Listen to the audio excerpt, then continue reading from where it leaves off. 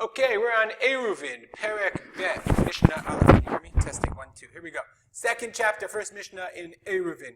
So there are these things what's called Pasei Biraot. Pasei Biraot, I have pictures. Okay, here's the problem. People would go to, they would have this is a bore. This is a well in Overshoot. The well itself, because of the way it's constructed, is what's called the Overshoot Yahi. The problem was that the people were traveling on the way to Ali on the Regel. They made these wells that people could draw water, public water. The problem was, how do you draw a well from in the well, outside the well? Because out here is Overshoot Rabim. So it's Hotzah. It's transferring from Overshoot Yachid to Overshoot Rabim. Now, the Gahati says that this wasn't just on, I understood, I remembered somewhere in the Gemara that this was generally for people who were traveling. But the Gahati says there was a problem in Shabbat as well. They had public wells. People had to draw from the public well in order to have water on Shabbat. There's no water system like the way we have it. So what would they do? So they devised a system called Pasei Biraot. Let me see if I can find another picture. Here we are. This is from the Kol HaLashon, another beautiful picture on the Kol HaLashon website.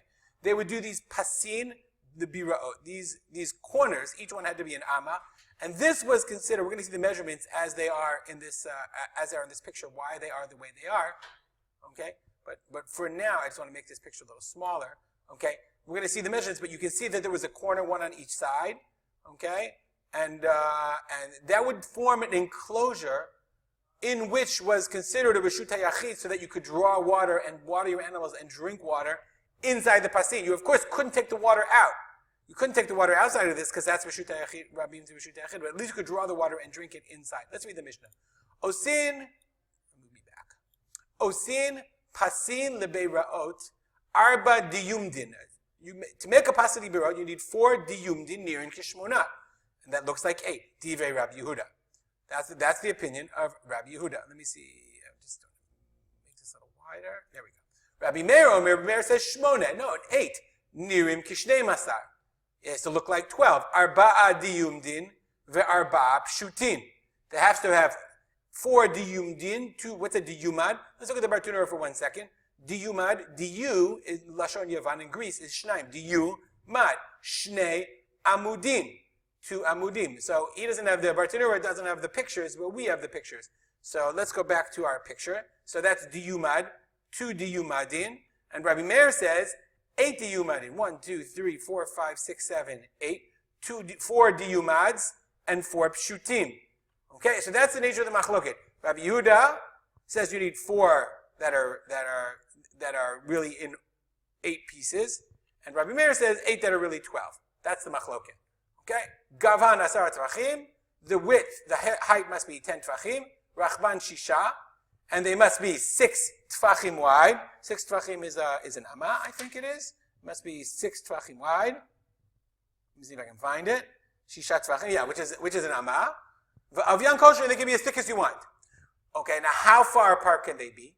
Ubeinehem, and between them, Kimolosh Tebri Vakot Shel Shalosh V'Shalosh Bakar, Divrei Rabbi Meir. In between them, you can have the distance of, the maximum space can be, the amount of 2 rivakot, of shalosh bakar. A rivaka, I guess, is a train, or like a tzemed. Tzemed is what are they called? I don't know. I'll show you the picture. How do you want to say this? Here, 2 rivakot of shalosh bakar. Between the Pasei Biraot, this is by the way from the Vishinantam that I took a picture of this.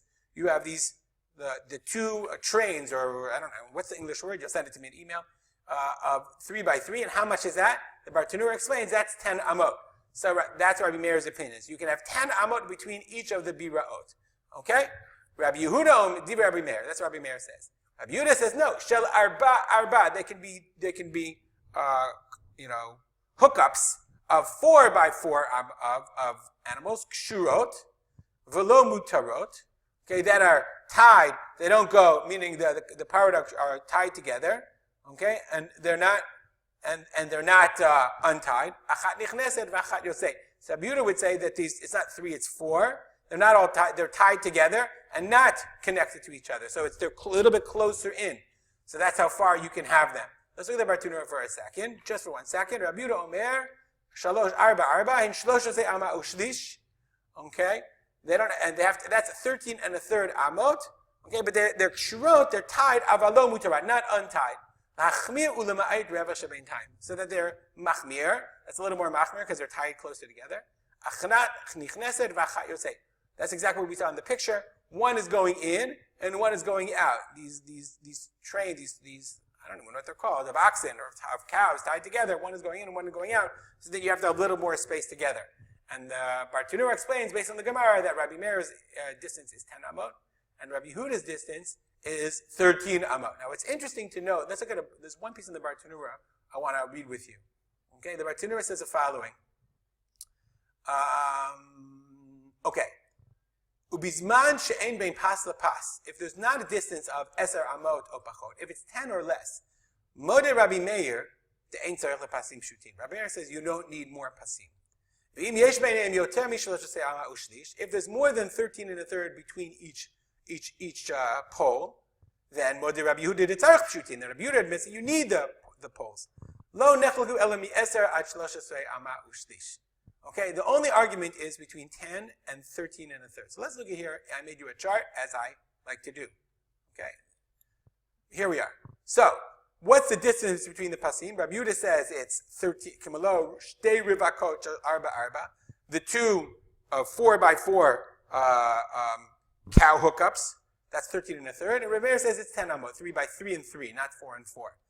Okay, and apparently Rabbi Yehuda says you don't need pasim shutin. Rabbi Yehuda said ein tzarich pasim in the Mishnah, and Rabbi Meir said you need the pasim. Remember, we said originally, let's go back to our pictures, this was Rabbi Yehuda, and this is Rabbi Meir. Comes on the Gemara and says, no, everybody agrees that you can have this, and everybody agrees you can have this. The only question is, how far apart is the distance? So this is what we learned in our chart. If it's SR 10 amot or less, then everybody agrees that you don't, that the picture is like this. If this distance is 10 amot or less, then everybody agrees.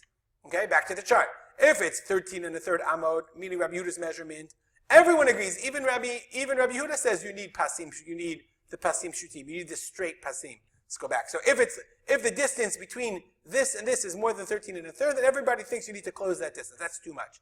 Where's the machloket? The machloket is between 10 amot, between 10 and 11 and 13 and a third.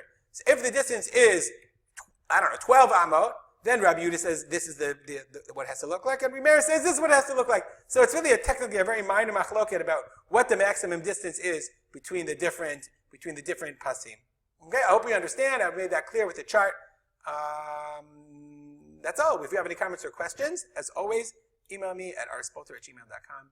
I will dedicate a link to the memory of my father, Harav Simcha ben Yitzchak Kalman. Have a good day.